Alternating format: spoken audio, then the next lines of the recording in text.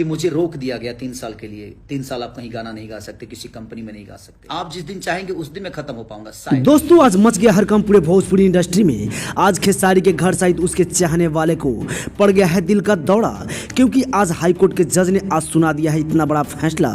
दोस्तों आखिर क्यों भोजपुरी की आन बान शान ट्रेंडिंग स्टार कहे जाने वाले गायक एवं अभिनेता खेसारी लाल यादव के ऊपर कोर्ट ने आज बैन लगा दिया है कि तुम 3 साल तक कोई भी गाना नहीं गा पाओगे। फिल्म तो करोगे लेकिन गाना नहीं गा पाओगे। ऐसा क्यों कोर्ट ने आज अचानक ये फैसला सुना दिया है, इसके पीछे की कहानी सुनकर आपके भी पैर तले जमी खिसक जाएगी। दोस्तों आप देख रहे हैं गर्दा न्यूज भोजपुरी।